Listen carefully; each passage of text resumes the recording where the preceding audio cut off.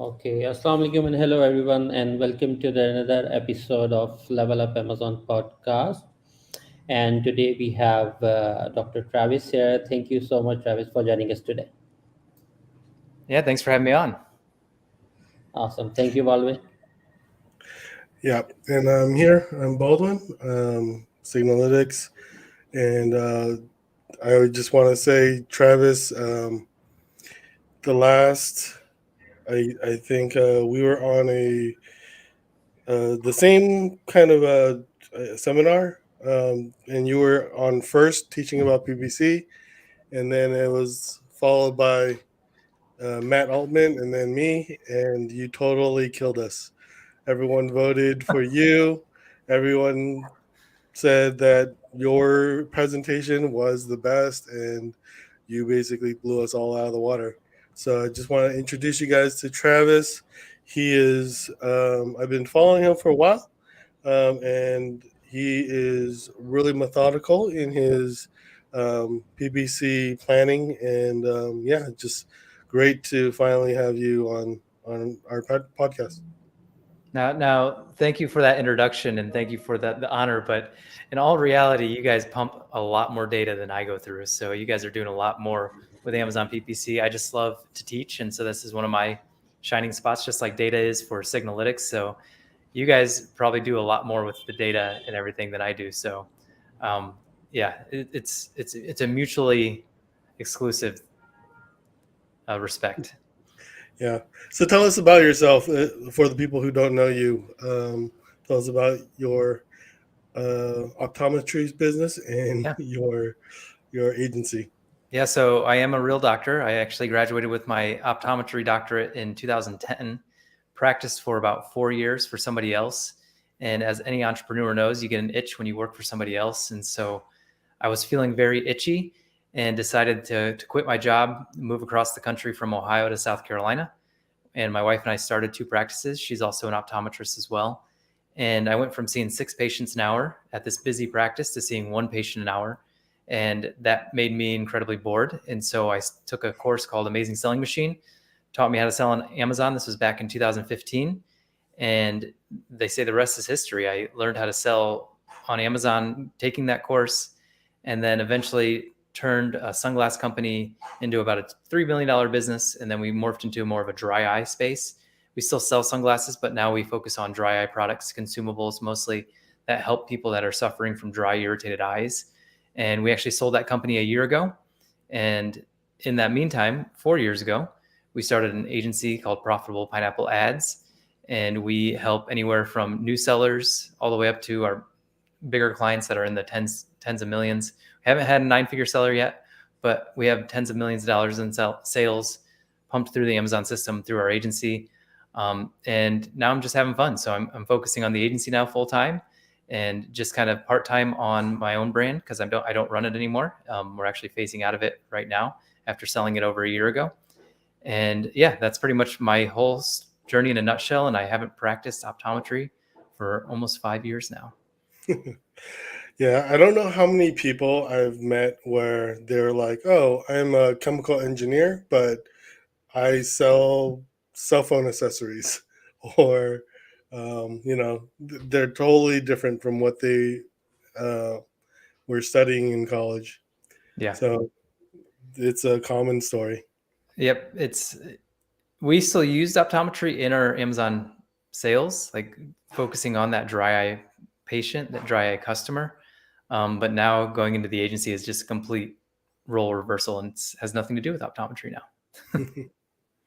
Well, awesome story. It's good to hear, especially from being a doctor to selling on Amazon. It's gives, I guess, light to all of the sellers out there that we could do other things than what we were in college for. Yeah, a lot of people pigeonhole themselves into just what their degree is, and a lot of people think of themselves as a tree. I mean, we're not trees. We can actually move ourselves. So if you're not happy with where you are, you need to do something else and figure that out. But just most people are just too scared to take that step. And I'm glad I took that step in 2014, moved across the country and started my own practice because it's led me down a path I never expected to go down. And that's what's led me to where we are today, which is a life that I love to live. Yeah, totally agree. So today, what do you have for us today? What the topic is creating a moat around your Amazon listing. Yeah, my goal with today is you guys probably heard a lot of Amazon PPC talks, and I don't want to go down the Amazon PPC rabbit hole. I actually will discuss that a little bit, but creating a moat around your Amazon business is pretty much how to make your Amazon business invincible to the competition, to make it immune from the competition. So if your main competitor does XYZ hack, you can still overtake them as a result of what you're putting in place by following and putting in a moat around your Amazon listing. And when you do that, you can't be stopped. And it's great because once you start doing this, it builds momentum over time. So it's not a one-off trick. It's a strategy that will build more and more momentum. And the more you do it, the better your listings are going to become. Yeah, a lot of the times Amazon sellers are reactive than proactive. Yeah, and this is going to be that perfect strategy to become proactive. And it's going to be one of those strategies that you're going to say to yourself, man, I should do this someday, but I'm not going to do it today. Well, I'm going to encourage you. It is way too easy not to do it now. And you need to do it now because when that someday comes, it's already too late. And so you want to start building this now. We started doing this strategy 5 years ago, and we still do it today. That's how effective this is. All right, that's awesome. Tell us about it. All right, let's jump into it. So I have 7 steps, and the first step and the second step are going to be around Amazon PPC, and then we're going to jump into some other things as well. So the first thing is ACOS goals. So I always hear people talking about how they want to get that 10 to 15% ACOS because they want that low ACOS. And I'm not talking about tacos. I'm talking about ACOS. So your advertising cost of sale. And I'm here to tell you that a low ACOS does not necessarily mean a good thing. You want to actually go after more of a break-even ACOS. And a break-even ACOS is just simply your profit margin. And so what is your retail price minus your Amazon fees, minus your cost of goods sold? That will give you your profit. Divide your profit by your retail price again. That's your profit margin. Very simple to calculate. If you didn't follow what I just said, just go look up profit margin on Google. It's pretty easy to calculate. So you want your ACOS goal for your Amazon PPC campaigns to be equal to your profit margin. Because when you break even on that ACOS goal, you're going to drive sales velocity. And the two things that Amazon loves are sales velocity and a high conversion rate, which we'll talk about in Moat building step number 2. But to increase that sales velocity, we need to get more sales from advertisement. And so when you don't go after low ACOS, when you go after that more break-even ACOS, then you're going to make more sales, which means you're going to make more organic sales as a result. So with that being said, you may need to adjust according to your product. So when I sell my consumables, I actually go above break-even because I know my lifetime value of my customer is around $300 to $400. It's actually like $372 to be exact. And so with that, I know I can go above break even in order to get a sale for that consumable because they're going to come back and buy more. Does that make sense? Yeah. Sorry, Howard. It's a little bit distracting. He came in, and just great to have Howard join us. But yes, a lot of sellers, they want to profit margin. They think that PPC. Well, there's two mindsets. I feel people who go after PPC to go after profit, and people who go after PPC for ranking. Yeah, exactly. And so I use it for ranking more, but I can switch it to profit whenever I want. And so then I can, lower that ACOS target whenever I want. And it's a pretty easy system to do that. And once you lower it, you can then get your profit back on the table. But if you're driving more rank, you should get more profit as a result. That's kind of the goal of pushing that higher ACOS, that break-even ACOS. Because like I said before, Amazon loves that sales velocity. And then going on to Moat building step number 2, they love conversion rate. And so anything you can do to get your conversion rate increased, you want to do that. And of course, you hear about images, titles, optimizing all that stuff. But if you need a short-term boost of conversion rate, what I like to do, and I like to do this before Black Friday, I like to do it before Prime Day, I like to do it before any big sales event. For the 3 days to 7 days before that big sales event, I'll actually put a huge coupon on my products. So anywhere from 30 to 50% off, because it's going to increase that conversion rate. And when you increase that conversion rate leading up to Prime Day or Black Friday, everybody else's conversion rate's dropping, but yours is increasing. So then your organic rank is going to go up as a result of that. So then when Black Friday or Prime Day or Cyber Monday hit, you're going to be higher up in the ranking than your competitors. So that's moat building step number 2, is doubling your conversion rate by just putting a massive coupon on right before a big sales event. Because while everybody else is retracting and going away, you're going to go all in and make a sale before the big sale event.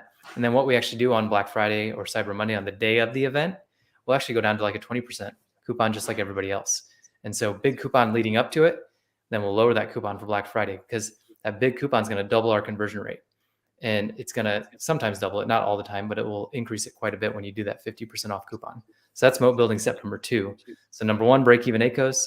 Number 2 is using a big coupon before a big sales event, or just whenever you need a conversion bump, because Amazon loves 2 things: sales velocity, conversion rate. So if you can get those 2 increased, we're going to increase your organic rank. We're going to increase your sales as well. Does that make sense? Yeah, totally. Pre deal your deals, I guess. And that is what we call it. Yeah, we do that all the time. Like recently for the wallets, we've been doing a lot of deals, and after that, like before the Prime Day, 3 hours, we got a big jump in sales. It might be Amazon Live too with deals.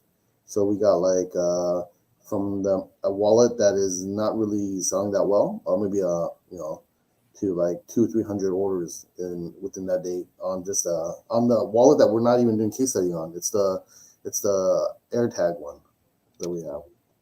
Yeah, increased sales velocity then gives you a big boost before that Prime Day, and it works incredibly well. So you'll reap the benefits today, I'm sure. I'm sure, because we have like an Air. We're gonna have like an Amazon Live on the homepage on Prime Day, so it's probably gonna be like another 600-700 orders or something like that. I mean, that's awesome. Yeah, congrats. So moving on, and we'll stick with the Amazon PPC theme. In moat building step number 3, what we do is you have to defend your own house. And so make sure that you are advertising on your own listing. So if you have multiple products, you want to make sure that all your products are advertising on each other, because you will get crossover sales all the time. And that's going to be some of your cheapest sales that you can do, and especially going after your brand name. So make sure you're going after your brand name. Even if you're just starting out, people will still search your brand name in a month or 2 once your brand starts getting out there. So make sure you're advertising for your brand name for search, and then make sure you're doing product targeting ads on your actual listing themselves. Now, a hack to product targeting ads: if you only have one product, make variations of multi-packs. So you have a 1-pack, you have a 3-pack, and you have a 6-pack, and you have a 12-pack. And the cool thing about the 12, 6, and 3-pack is the profit margin, or the profit, is higher. So you can bid more on it, and you can outbid all your competition. And so let's say I have a 12-pack. I have a profit margin on that 12-pack of like $200 versus the 1-pack that has a profit margin of 15. Don't do the math on that. I don't think that's correct, but I'm just giving an example. So $200 profit margin, $15 profit margin, but then we can advertise up to $200 worth of advertisement for that 12-pack. So we can bid a lot, and we can have a high budget to get them on our 1-pack listing. And so the product targeting ads, when you scroll down your listing, you see all those product targeting ads, and you're going to be in those places with your multi-packs. And you'll actually sell quite a few of those multi-packs. And what we do is we fulfill those with FBM. And so we don't do FBA with those multi-packs. We just do FBM, and then our warehouse ships them out. And the cool thing about when your warehouse ships them out, you can include other things in there as well, other bonuses, flyers, things like that, because it's going directly from your warehouse. So product targeting ads can be a huge asset for you with multi-pack variations. If you sell a rubber spatula, make a 12-pack for your rubber spatula. You'd be surprised by what people buy. We sell sunglasses. We have multi-packs for our sunglasses. People buy 3, people buy 6. I don't know why, but maybe because they want to put them everywhere. put them in their car, put them in their dresser, put them in wherever else, their boat. And so don't be afraid of a multi-pack and then bidding high with those, with sponsored product targeting ads, and even sponsored display product targeting ads as well. Does that make sense? Yeah, actually, if you have a big enough catalog and your brand is, I guess, you have you're building a brand. There's actually a section that replaces one of the sponsored products section that says more from this brand. So that basically eliminates one of the sponsored products on your listing page if you do target your own products. Exactly. Yeah. And that's the other side benefit that came out. That came out pretty recently, within the last year or so, from what I remember. You guys might have seen it before that, but I remember seeing that now. So yeah, that's another benefit to building a brand versus just building like a product-based business. When you were talking about like multiple variation, were you talking about multiple like quantity variation? Was that for bundles or was that for something else? You can do it for bundles, like virtual bundles inside Amazon FBA, but we do it for FBM as well. So these are just multi-pack variations. We sometimes have them on the same listing. We sometimes separate them. And so if you type in like our brand name with eyelid wipes, you'll see like our 1-pack, our 3-pack, our 6-pack, because we have them separated. So then we can advertise on each other. Does that make sense? Yeah.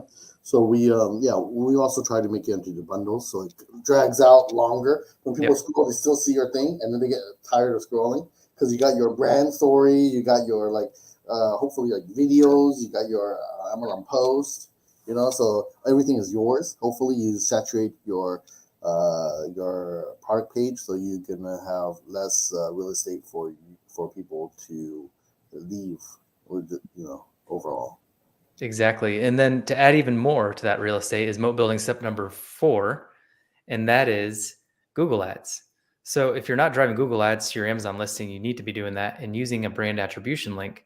Now, what was happening was we were sending Google Ads with a brand attribution link over to your listing, and Amazon was showing 3 other products at the top of your listing. They switched that for the time being. Hopefully they'll keep it. And now when you send Google Ads with an attribution link to your listing, it now has of course, you're on your listing, but now you have 3 of your other products at the top of your listing, or 2 of your other products. Is it 2 or 3? It's 3. 3 of your other products on top of the listing. Again, you need more variations, you need more products as a result, because you want to show up, like Howard just said, and dominate the entire listing. You want to show up everywhere on that. You want to be everywhere on that listing, even though it's your listing. You want to make sure that if they click away, it's going to be on your product. So when we do Google Ads, we do, let's see if I can do this off the top of my head. It's weird not actually clicking and doing it. You're optimizing for website traffic. You're doing a search campaign. You're going to maximize clicks. And then we look for our top 10 search terms from our Amazon sponsored products report. And we take that over to Google. And we like to use exact and phrase. Broad gets a little too broad. But if you want to drive a lot of traffic, you can use broad. But just know that phrase and exact are going to convert better from a Google standpoint.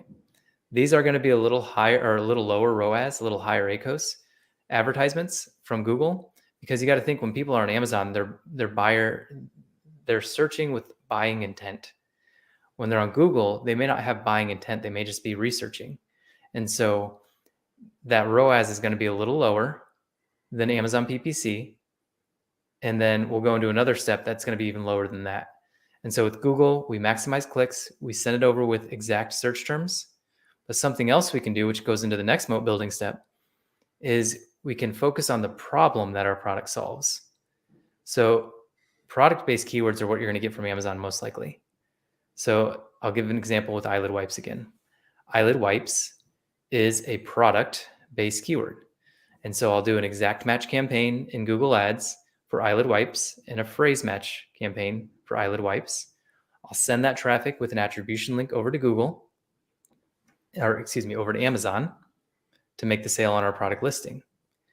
Now to focus on a problem-based keyword, what do eyelid wipes solve? They solve dry eyes. So I'll bid on dry eyes, phrase and exact match.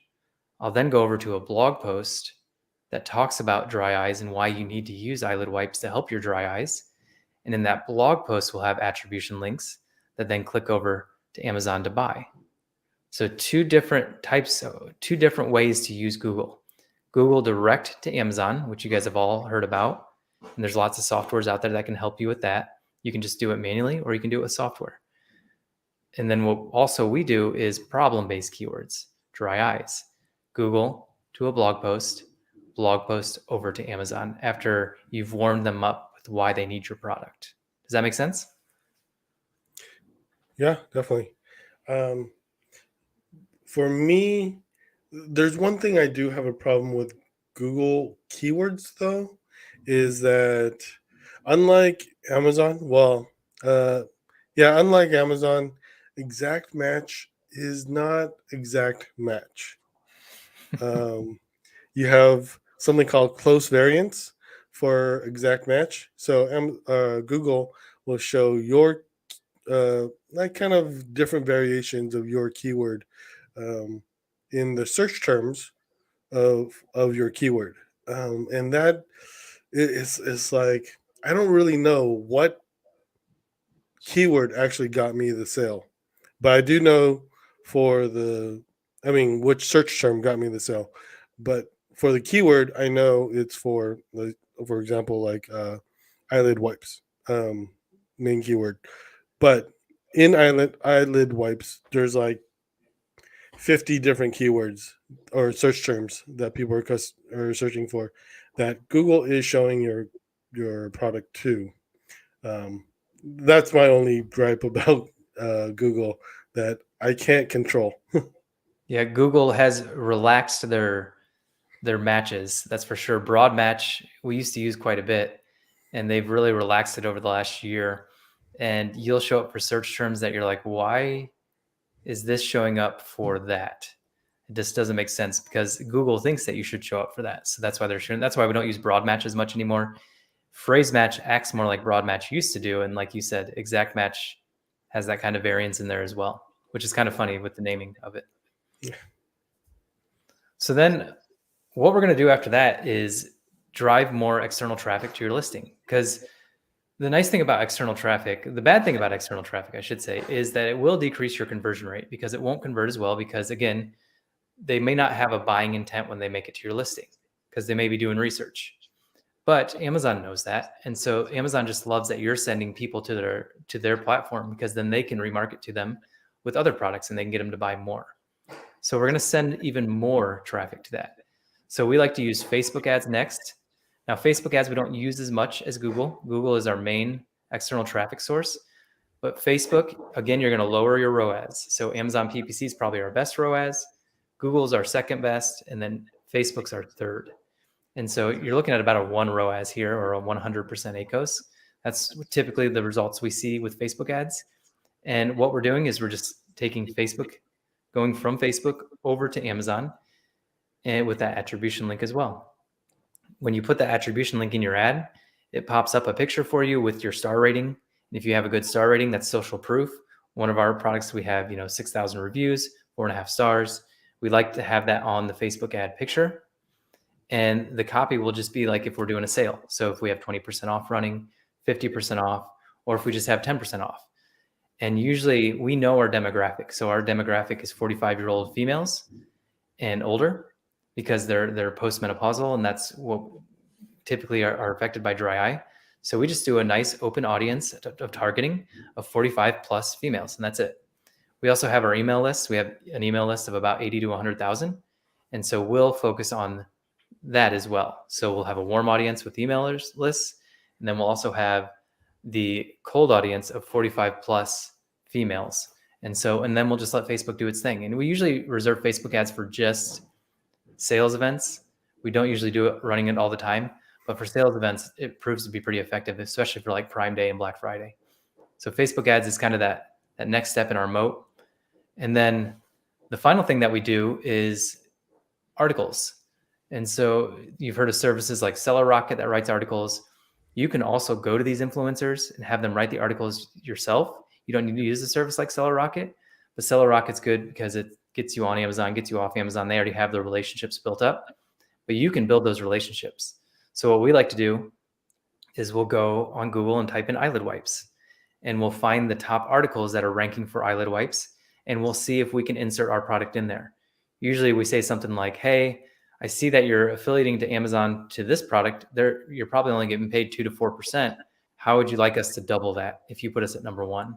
And so we'll end up paying them 10% to go on that article that is ranking number 1 on Google.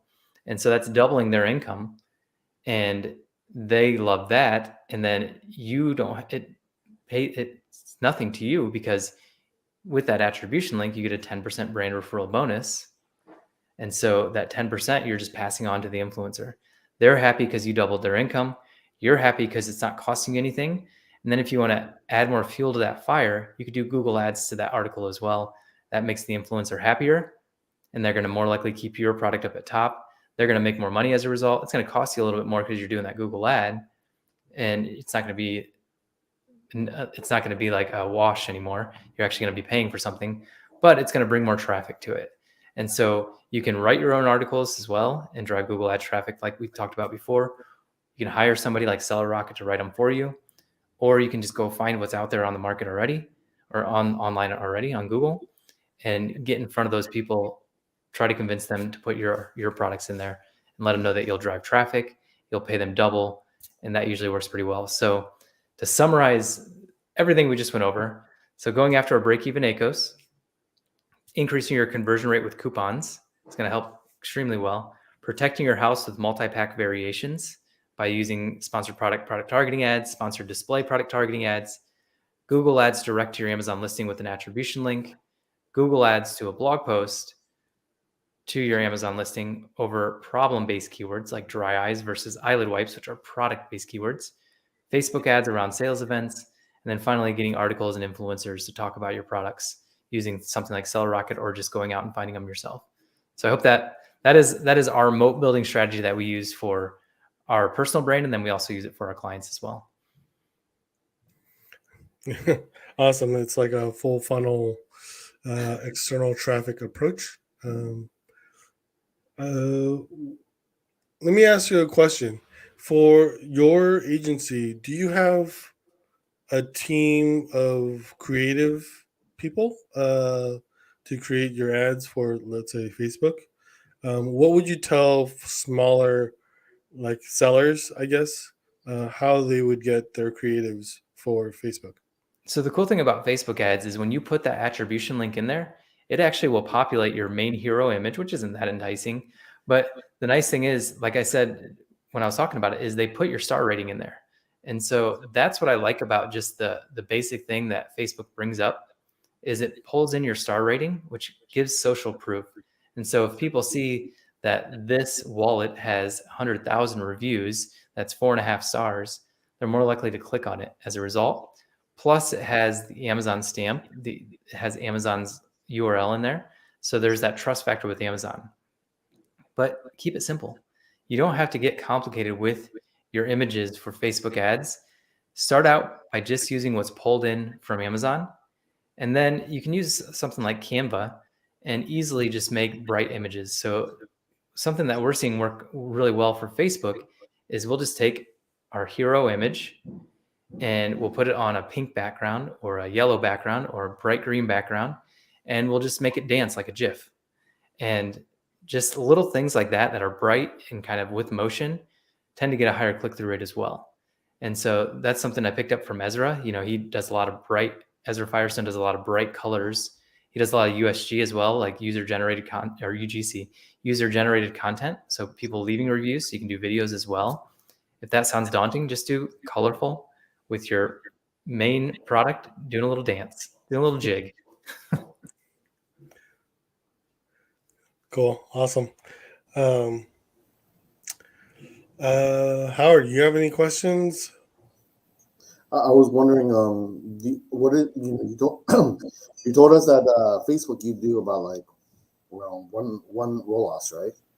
How about what is your goal for Google Ads? Did you say that?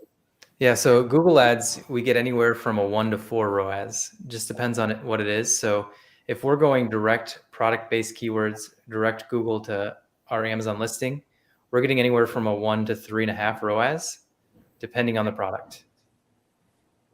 And then with our blog strategy, when we go from problem-based keywords from Google to a blog post to Amazon, we're getting anywhere from a 3 to a 7 ROAS on those. Wow. Again, you have to test though. Not everyone's going to be perfect. Usually I'd say 10% of the blogs we write hit a home run, hit that 7. Most of them hover around 2 to 4. And then you'll have flops too. You'll have ones that are getting, 1, 2, even less than that. And then you just turn those off and you just keep trying. You got to keep testing all this stuff. As you guys know, the more you test, you guys test a lot. So, and that's why you guys are so successful, is because of how much you test. The more you test, the more successful you're going to be. So you just have to keep going. I think what makes people successful in this space is just they're willing to fail more. And we fail a lot. And that's what makes us successful. And so you just got to keep trying things. And the more you try it, the more you're going to succeed. That's true. I believe that. This is a funny story right now. Kind of embarrassing. We bought topbestreviews.com.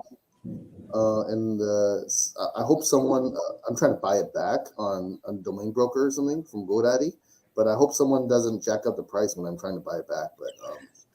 But we bought it 3 years ago from I think Empire Flipper, and then we started. What you were saying about the blog stuff. We're affiliate, right? Because we bought the affiliate site, and then we send traffic to it through Google Ads. Same thing. But now it's like we've been doing that, and all of a sudden the domain got expired for some reason. I'm trying to get it back, and trying to archiving, going to web archive to get all my data back and stuff, because GoDaddy said they lost our archive and stuff like that. So first I'm trying to get the archive back, then I'm gonna go get my domain back and kind of come back to get it back together, so that I don't lose that blog that probably cost me like $30,000-$40,000 to buy. Well, to make you feel better, I also bought a blog off of Empire Flippers, and it was doing $9,000 a month when we bought it, and it now does $2 a month. Oh no! We had to hire the girl, the SEO girl is with us still, but we had to hire a girl to just focus on our blog, on our affiliate blog and stuff like that. And then affiliate blog is ours, right? It's just like any advertising marketers out there. We try to have a lot of these top blogs out there, and that we own. We can adjust who's the best seller, who's the best brand. We can put our brand on top, and then have other brands on the bottom. Make ours look a lot better. Even if it's first 3 brands is ours. We can even have multiple brands on Amazon, right? With the same item, same kind of niche, and have our products up there. So dominate the market like that. I had visions of the same. I think a lot to tell you, we're the same people, And it did not work out that way for me. So hopefully yours will work out eventually. Well, I lost my blog. I'm not sure how it goes. I'm trying to get it back right now. So, yeah. What would you feel works better? Like these top 12 or I don't know, whatever. Yeah. Or your kind of problem-solving blog posts. I'm incredibly biased towards the problem-solving blogs just because they've worked so well. We make listicles like that as well. So we have 13 best gifts for blah, blah, blah. And those work incredibly well, because what you can do then is, if you have a brand that's big enough, or if you have multiple brands that you manage like you guys do and like we do, then you can put a lot of your brands in there. So we just made a 13 best gifts for whatever, and we put all of our brands in there. And then the person that's paying the Google ads to drive traffic to that, they get the number 1 and number 2 spot, and maybe the last spot as well. And so what we usually see with these blogs is, like the listicle blogs, like you just stated, is the first one gets 40% of the clicks. The number 2 gets 20% of the clicks. And then the other 40% is kind of distributed between the rest of them. and at a low number. And so we always make sure that who's ever going to drive the most Google Ads traffic, or who is ever going to drive the Google Ads traffic, is the number one and number two on that blog post. And we have a couple of URLs that we host those on. And so problem-based keywords tend to work better, though. That's the ones I'm getting like 7 ROAS on. There's one, this is off the top of my head, I'd have to look at the exact numbers, but we're spending, I think, close to $100 to $150 a day on this one blog, and it gets like 2 cents to 6 cent clicks. And so it's driving significant volume, not only to my blog, but then to my Amazon listing as well. And it's driving significant sales. That's the one that's getting like a 5 to 7 ROAS. And then an added bonus, I didn't go over this, but you can then start gathering email addresses on these too. So start capturing email addresses, and then you have an audience to then email to as well. And so that's an added bonus, and that's what creates the whole machine that just keeps going and rolling and rolling. And that's how we've built our email list up to 80 to 100,000 where it's at today, because of just low cost blog traffic to then get them to opt into an email. And it's just a numbers game. You're going to get a 1 to 3% conversion rate on your email opt-ins. And so the more traffic you send, the more you're going to get. And so the cheaper traffic you can send, problem-based keywords, you're going to get more opt-ins as a result, which then means you're going to make more sales in the back end. Here, I didn't just think of this, but have you ever played with native ads? Since you're already writing these blogs about problem solving? Yes, never with like, what is it? Taboo? Or Outbrain? Yeah. I've never used that. I've done Google Display Network a little bit, unsuccessfully. We haven't really seen much traffic. We've done both direct to Amazon listings, and then we've done to our blogs, and it's never helped our ROAS. Not saying it couldn't work. We just have not, I would say we've done about 20 of them at this point, and none of them have really caught. And so we kind of refocused our efforts back on the Google. I bet you it would work for some products though. It's just not for ours. Since you're such a Google guy, what do you think about Google Performance Max? I have not touched it. We're touching it right now. We're about to try to see if we can figure it out. But it's really interesting, because for those that don't know Google Performance Max, you actually don't need a media buyer, Yeah. So it's more like you put in we'll put in the copy, which is more important, and kind of the target audience, and then they kind of figure it out in between. Yep. The AIs will go and figure everything out. So it's really cool. Yeah, it's one of those things that we drive all of our traffic to Amazon, and so we haven't really tried it because it wouldn't be able to optimize itself, because we don't have it going after Shopify. But it's definitely one of those things that I see it every time I make an ad, and I'm just like, I'm tempted to try this, but I just haven't done it yet. Yeah.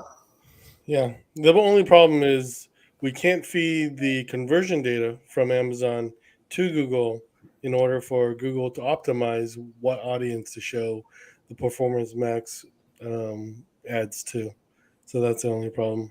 But I can see it working awesome for maybe your blogs. Maybe you could try it there if you were itching to try Performance Max.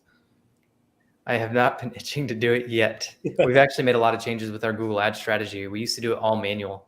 And when they came out with the newest version of Maximize Clicks, that's when it really started working well. And so we've now switched to Maximize Clicks. We used to do it all manual bidding.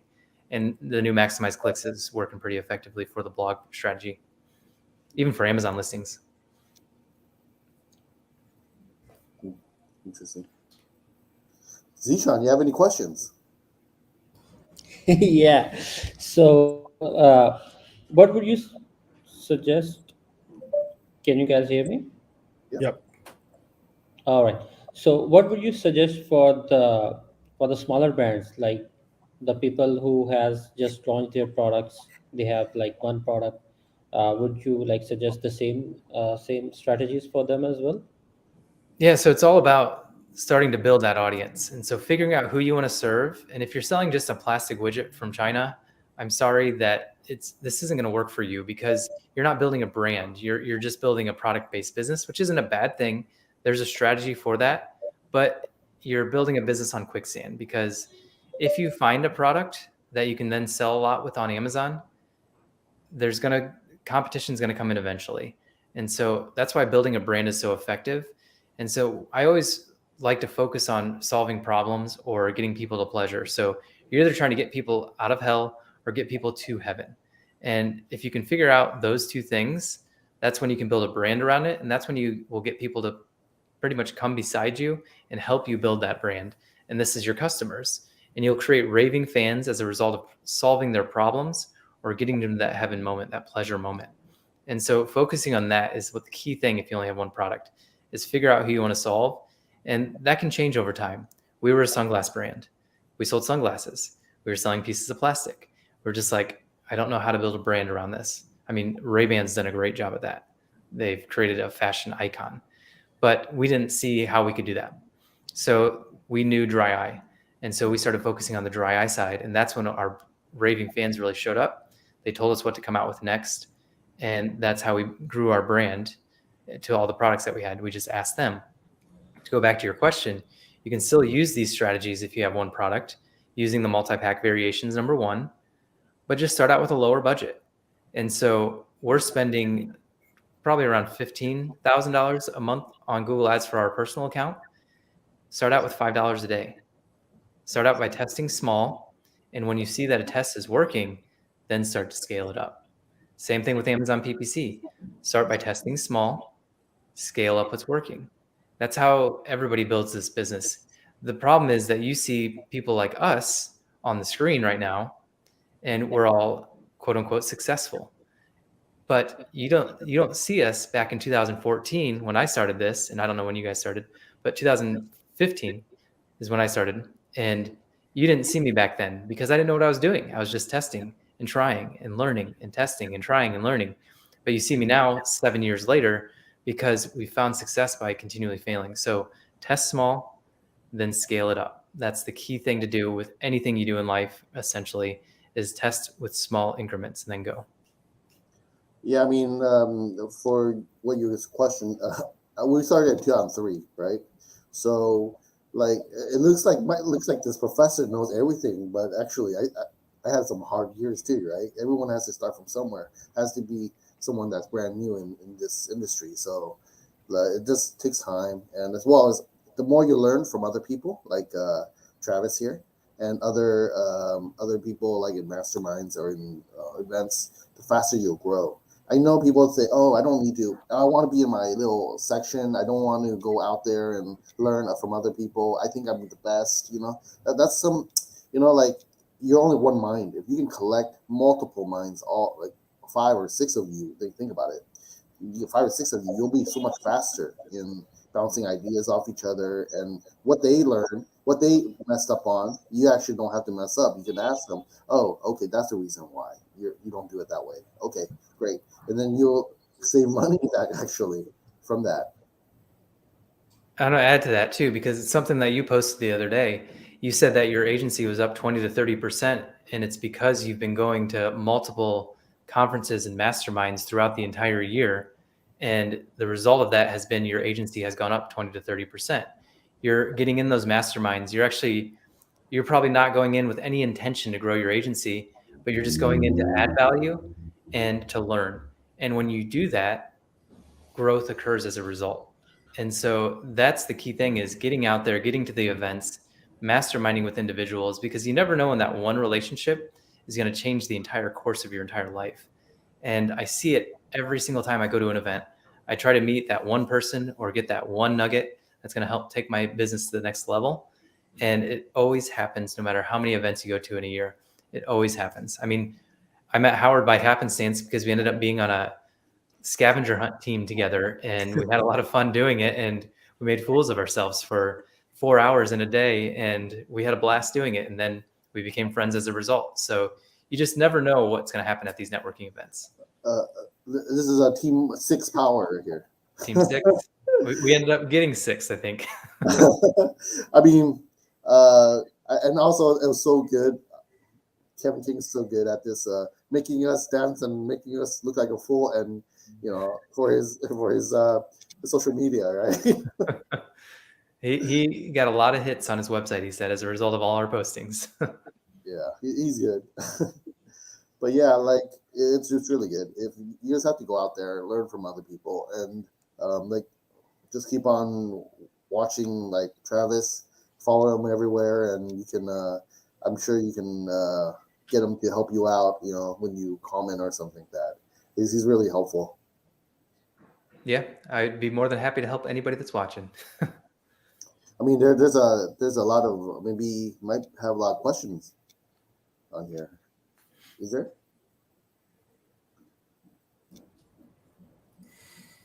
So Google advertising is more cheaper and effective rather than PPC. Is that correct? It depends. So the highest ROAS is going to be usually your PPC, your Amazon PPC, because going back to when we were talking about that, people go to Amazon to buy. They have a buyer intent. They go to Google to do research or to buy. So they might have a research intent. They might have a buying intent, but there's a friction point there. They're on Google. They're not typically accustomed to buying when they're on Google. It's changing though now, but getting them over to Amazon, there's that friction point. Whereas on Amazon, they're already there. So that's going to be your highest ROAS. Google is going to be next. Facebook is interruptive marketing. Interruptive marketing means I'm scrolling, trying to waste time. How are you going to get me to stop scrolling my thumb in order to click on your ad and then buy your product? And what makes it worse with Facebook now is that Facebook opens up that link now in their own internal browser, which you're usually not logged into on Amazon. So that creates another friction point with Facebook, which drives me absolutely nuts. But it's the whole Facebook versus Amazon versus Google game that they're all fighting against each other and nobody's playing to help each other out. And so that's what you're seeing there. So when you add that friction, your ROAS is going to go down. Can Google advertising be cheaper than Amazon PPC? Yes, it can be, but not for everybody.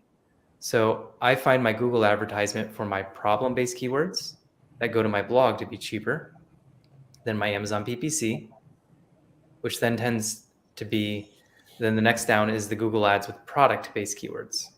So problem-based keywords going to a blog is my cheapest. Amazon PPC is next. Google direct to Amazon listing for product-based keywords is my next, and then Facebook is after that. And then way down at the bottom with native advertising, like we talked about earlier, with Google Display Network and everything. If you guys can figure that one out, let me know. We'll work on it. We're working on it. We'll let everyone know when we break the code. How much affiliate marketing via website on Amazon is effective for conversion these days? I'm going to try to interpret that question first, and then I'll figure it out. So how much affiliate marketing via our website on Amazon is effective for conversion these days? I'm guessing you may be asking the conversion rate coming from an affiliate website, and that tends to be very low. And so it's going to be anywhere from 1% to 5%, depending on the problem. And so some of our websites have about a 5% conversion rate. Some of our blogs have a 1% conversion rate. And because you got to realize you're adding a bunch of friction. Google to blog teaching them, trying to convince them to click to then go buy on Amazon. So multiple steps in that funnel, but they're warm now. And so something we like to add at the end of that funnel is a remarketing or retargeting ad on Amazon. So you can do a sponsored display remarketing ad. I think it's called views remarketing. So people that have been on your page in the last 30 days, you'll then remarket them across the internet with display advertisement or across Amazon. So that will help make these convert a little better. So conversion rate's going to be lower than your actual listing usually. So my listings tend to be anywhere from 30 to 50%. And so I'm sending traffic that's converting at 1% to 5%. So people are scared that that's going to lower your conversion rate. Yes, it will. But like I said earlier, external traffic cues going to Amazon is going to boost your ranking. Amazon knows this, and they probably take that into account. Do I have the data to support that? I don't. But external traffic carries weight, even though it's a lower conversion rate. I hope that answered your question. I have a question. So from what your side, do you see the impact between organic traffic on Amazon sales compared to the external traffic? What is we know that fact that external traffic from Google actually is more powerful than the organic one, because Amazon loves you throwing free traffic to them. Well, yeah, kind of free traffic, new buyers, right? So, what is the amount of how much more powerful is external traffic that you see? Yeah. So external traffic, I think what matters most is where it's coming from. So domain authority matters. So if it's coming from, Google's a big domain authority. YouTube's a big domain authority. And so that's going to be more powerful than like my lonely little blog that only has a domain authority of like 20 or 15 or even 1. And so take that into account. But to give you an example, I guess would be the best way to explain this. We launched a product 3 months ago using very little Amazon PPC, almost all external traffic and almost all Google external traffic and our audience. So we used our email list too. For our main keyword, we got to number 5 within 7 days. Not like the long tail keywords, the main keyword that has the most search traffic. We got to number 5 within 7 days. And that was all from external traffic. We drove a lot of sales, but all from external traffic, and that was it. Amazon PPC, we were just going after keywords around our brand name, and so it wasn't any significant. It's significant volume, but it's not as significant as the external traffic we were pushing. Does that answer your question? Somewhat. We don't know if it's 2 or 3 times more, powerful. I don't have an exact number, no. That's why I don't really have the exact. We don't have that experiment set up yet, but which I'm trying to. You guys are the crazy data people. You guys have more data than I do. Yeah, we just want to see if you have anything on your side that you see. Do you do social influencer marketing? We do help some with that, kind of like what we talked about with. We do it for our clients, I should say. So we do it for our clients that will try to get them on those articles that we talked about, because it is a lot of work to get them because we're contacting these articles, we're negotiating with them back and forth. We then get them the product, then we have to follow up with them. And so, yeah, we do that for our clients. Currently, we haven't opened that up to people that aren't our clients. We do make the influencer marketing too. So the blog posts, so the Google ads to blog posts, it's essentially the Google ads to blog post strategy. And the blog post to Amazon is you're creating yourself as the influencer. And that blog post is the influencer. And so you're just driving traffic to it. The cool thing about that is, though, eventually that blog post may rank organically, which is what we saw with our website. Oh, I'm not sure if you guys talked about it, but I sometimes when we have clients that are asking us, how is this company getting all this sales? I know I'm doing better than them. I know I'm ranking more organically for them on keywords more than them. I know my sponsored product keywords. I know I have a sponsored display. I know all those. I'm actually better than them everywhere, but they're actually ranked higher than me. How is this possible? And then we go in and we do SEMrush, I believe. Yep. Then we see that their traffic is all from Google. First page, Google ads, Google blog to the Amazon site, as well as blog posts, right, Blog? Yes, blog posts, and they're promoting the blog posts. So basically, if you type in like a certain keyword, they're like dominated in the first, like half of the first page on Google. Plus, Amazon is actually doing Google shopping campaigns for them because they're highly ranked on Google. Yeah, we haven't done much with shopping campaigns in our own brand, but I have seen that where Amazon is doing the shopping campaigns for you. I mean, the reason why everyone wants to become bestseller or top 10 or something like that is because they want to get into these affiliate sites, affiliate articles, right? Or blogs, you could say, with Amazon pushing it, meaning not really pushing it, but people or bloggers will see that you're ranked number top 10 or something. They will pick those top 10 products to bring in traffic because they know that people are searching for those, and those are popular products. Have better stars, they have good social proof, so they try to do that on their uh, affiliates. They're trying to find these top sellers. So if you're a top seller, then you'll get more traffic because of all these advertisers or affiliates trying to do it, trying to get you in. Yeah, and then you need to find those articles and get your product up to number one, and then tell them you'll double their income. It's easier to convince them. Yep. Okay. So I have a question. Like, does Amazon penalize you once you send external traffic and it doesn't convert? I mean, the conversion rate's already low. It's already 1 to 5%, depending on what you send. I've never seen a negative effect from it, even if you're sending it, because you're still sending them free traffic. And so Facebook ads are a good example of that. We've still seen a boost when we've started Facebook ads for our clients or for ourselves.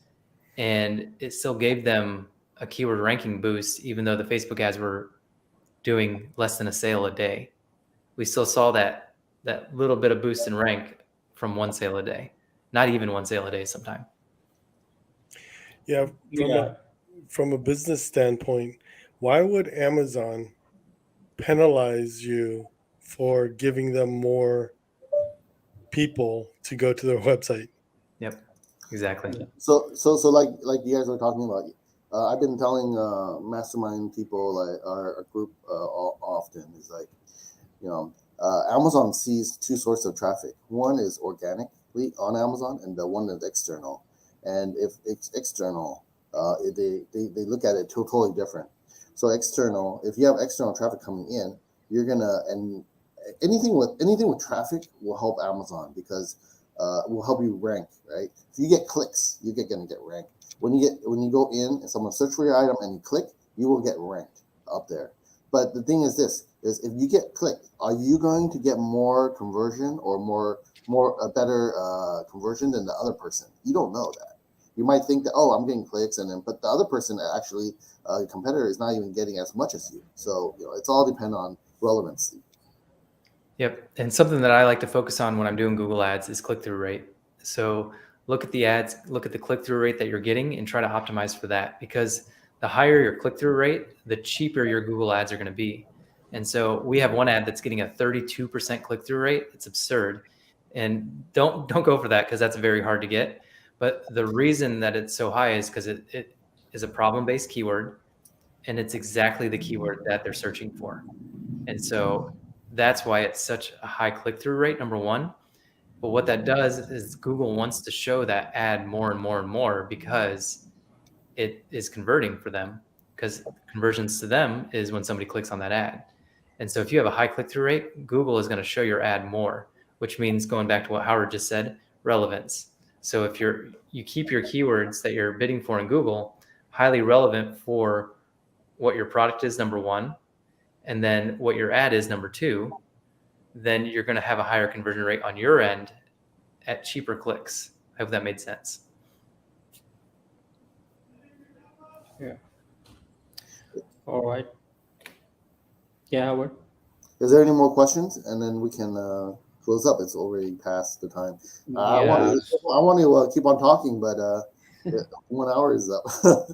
But go ahead. Yes. So the one last question, like we asked in the fun fact, like, what is the funniest thing happened to you regarding Amazon? Is it ever funny in the moment? It's always uncomfortable for a while. The funniest thing I've had during an Amazon event would probably have to be our sweet scavenger hunt with Howard.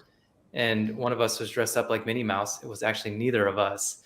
But That was probably the one of the more fun events I've had around Amazon. But Amazon itself, that's a great question, and I have no answer for that. Is that sad? I'm just wondering, what if we did at the Yeti store took that picture with the bear? It was a bear, right? We would have probably got second or third. I Yeah, want to know how much would have improved. You know, like we got that one little picture. it was a good time though. It was a good time. We had lots of fun. I got to tour Austin right before I left Austin, so I moved back to Ohio and got to tour Austin as a tourist. So that was a lot of fun. Yeah, so like these masterminds guys, like you get to meet like Dr. Travis right here, which is if I was probably in that mastermind or in that group, we wouldn't been as close. You know, we wouldn't be able to have Dr. Travis on our podcast. You know. So here's a funny story real quick. I know we're past time, but the only reason I'm speaking on like stages like this and actual physical stages is because last August I went to a $1 billion seller summit. It was my first time going.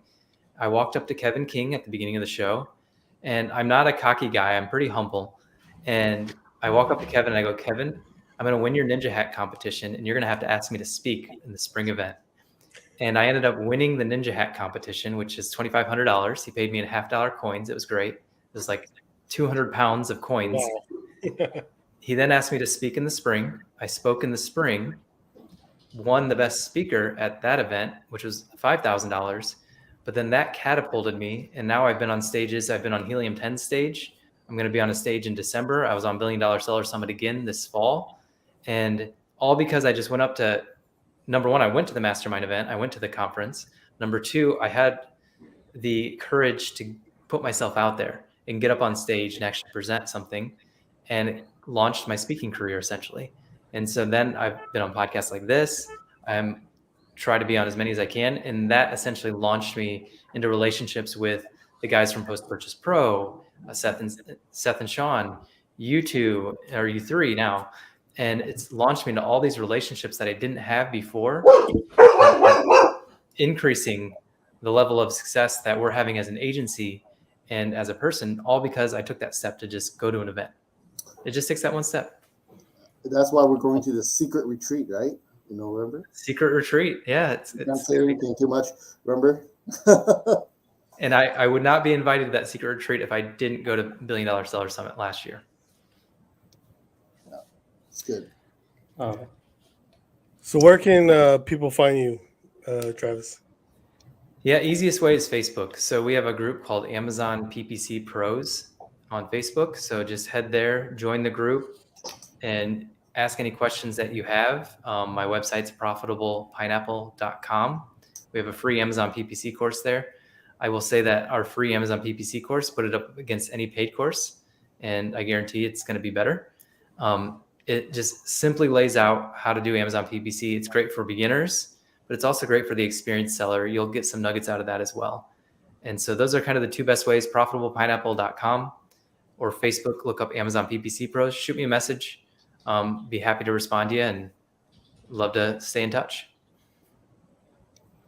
Sounds good. Thank you. All right. Thanks for having me on. Thank All you. right. Thank you.